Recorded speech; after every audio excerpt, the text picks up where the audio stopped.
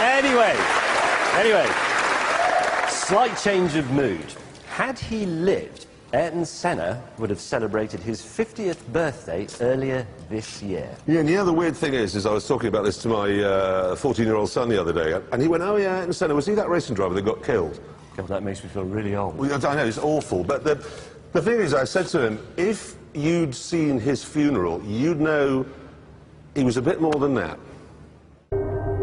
One of the world's greatest motor racing drivers, Ayrton Senna, has died after a crash at this afternoon's... Senna, 3 times a world champion, suffered massive head injuries. Formel 1 Weltmeister Ayrton Senna auf A million people line the streets of his home city. The Brazilian government recorded full military... I felt in Brazil that his home country has declared 3 days of mourning.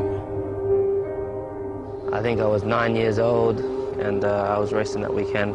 I just came in from a heat or a practice session, and my dad's working away on the car, and I remember him telling me. I remember going around to the back of the car and just bawled my eyes out. At 9 years, I remember it like it was yesterday. I remember exactly where it was, what spot. I could take you there right now. In Brazil, they remember Ayrton Senna as a sporting hero who gave away millions to help underprivileged children. Elsewhere in the world, though, we remember him best for this. And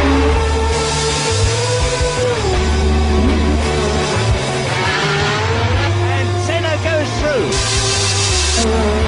Senna goes through again. Cannot be sounding true, but I start with 4 years old in go-kart. I am just 22-year-old, and there is plenty of time to get Formula 1, if I will get there. Ayrton Senna did race in Formula 1 from 1984 to his death at Imola in 1994. Ayrton Senna wins at Monaco. And in that time, he won the World Championship 3 times. The figures suggest that Schumacher and Fangio were better. But the people who know, they tell a different story. I think Senna, I will put him in number 1. For me, Senna is number 1. For me, he was number 1. I will put Ayrton Senna as number 1. For me, Ayrton Senna undoubtedly was the number 1. I would put him number 1. You know, he was definitely the greatest driver. If you ask me, I put Senna as well in number 1. Martin Brundle, who raced against the Brazilian for 11 years, is well qualified to explain why Senna was the ultimate driver's driver. He had a God-given talent that I haven't witnessed anywhere else. A sixth sense of where the grip was before he turned into a corner. If you look at this Lotus here, even when it's going in a straight line, it is dancing. Absolutely. And there. You look at these and you think, here we go. I can't do that. I think Senna's ability to be able to drive completely on the limit. Some of the laps he did, we know, were unbelievable.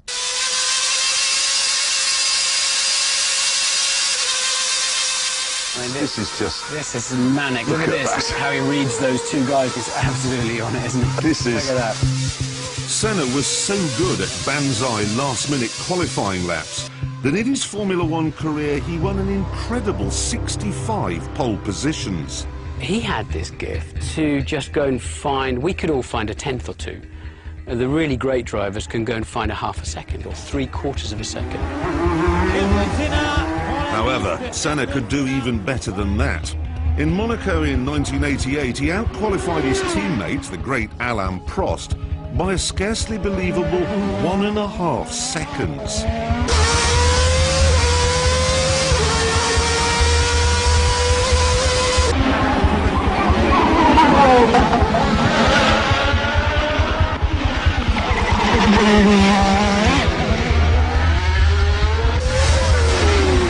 Nobody in the end wanted to spoil Senna's pole lap. And when you saw the day-glow McLaren and the very bright helmet of Ayrton Senna, he would come through and we literally jumped out of the way. You didn't want to be the one they all talked about as having blown the lap that the whole of the Grand Prix venue was looking forward to.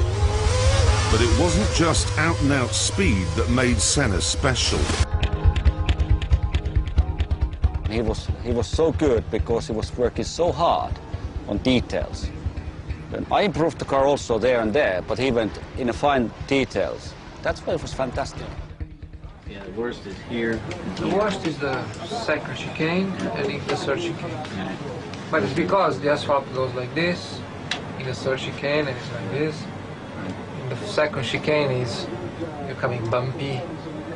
And if I think back to when I was his test driver at the beginning of the '94 season, after the second day he had a small incident and tweaked his neck, and that was it. The test was over as far as he was concerned. I came in the following day and he was there in the morning, and I thought, oh, okay, he must have made a miraculous recovery.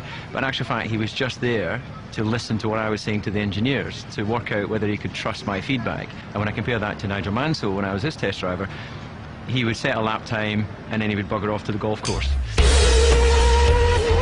Another weapon in Senna's armoury was his utter ruthlessness. Prost having a look, and Senna's hiding into the pit wall. Schumacher trying to take Ayrton Senna. Now let's see if the Brazilian moved across. Indeed he did. He often used to put us in a position that you were going to have an accident, and he would leave it up to you to decide whether to have that accident or not. Martin experienced this psychological warfare first of all when racing against Senna in Formula 3. Well, look, I've got a great big lead here, and he launches in from nowhere and then parks his Rolt on my shoulder. I couldn't get out of the car until they lifted his car off the top of mine. So when he wanted to overtake, he'd go on the inside and put the car in a place. If you tried to take the corner, you're going to hit him. Yes, he would put you in a compromising position and then leave you to make the decision. And if you didn't run into him, then psychologically you were buried and finished. He would then know that every time after that he showed you a wheel, you jump out of the way. He's got Mansell climbing all over him. He has no reason to stay out. I think even the giants from Senna's era respected his toughness. I don't think there was any qualifying session or any race he went into that he wasn't prepared to put it on the line. Senna all over the back. He's having a look, and he's inside Mansell. He was the toughest driver and the most ferocious driver to protect his area or space. Senna, all his skills involved. He's got a much slower car, very clapped out tyres on his car. Mansell's got fresh rubber on, all the grip in the world. Senna blocking away and sliding a lot, Senna knocking it down. Mansell weaving this way and that way, but Senna won't let him past. He's got the racing line, he's going to keep it. This will to win reached its peak at the Japanese Grand Prix in 1990. Here, Senna would be world champion, providing his arch-rival Alain Prost, now at Ferrari, failed to finish. So, at the first corner, he made sure Prost failed to finish. Alain Prost has taken the advantage. Senna is trying to go through on the inside, and it's happened immediately. This is amazing. Senna goes off at the first corner. Yes, and that makes Ayrton Senna world champion this year. He doesn't even try to brake. No. I mean, at that point, when they're back there, Senna, if he wanted to stay in the race, you'd have seen 2 puffs of blue smoke from his front tyres, where that gap was always going to disappear. He was driving into a disappearing wedge. After the crash, he showed absolutely no contrition. When there is a gap, you either commit yourself as a professional racing driver that is designed to win races, or you come second, or you come third, or you come fifth. And I'm not designed to come third, fourth, or fifth. I race to win.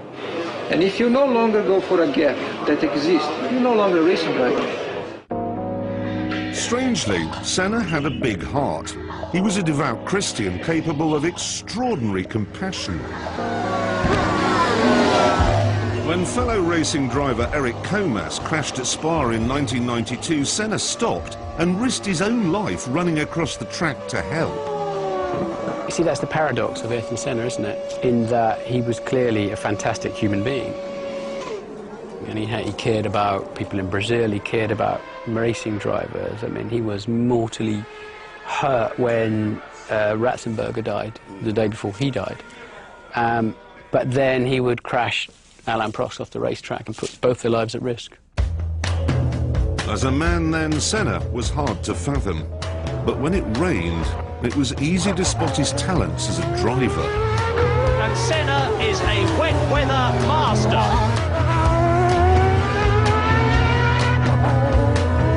This is Donington in 1993.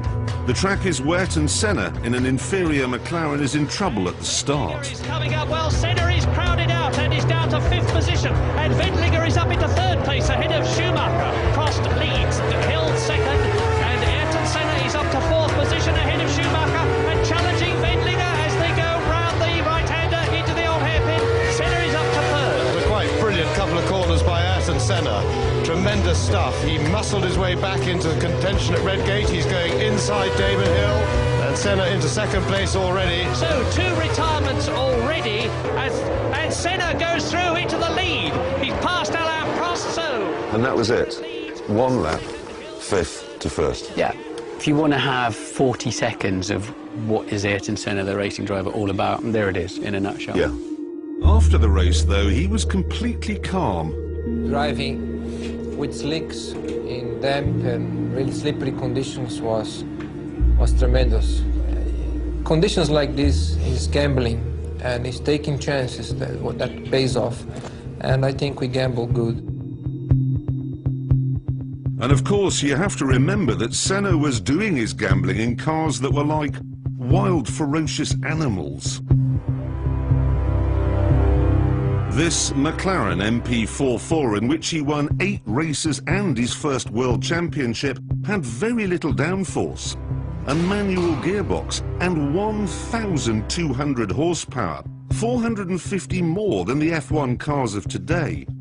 It is the last of the turbocharged monsters, one of the greatest racing cars ever made.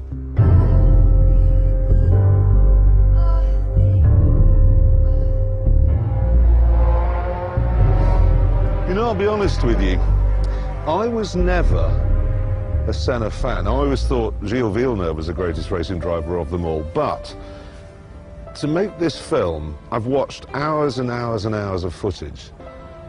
And the thing is, Villeneuve was spectacular on a number of occasions. Senna, he was spectacular every single time he got in a car.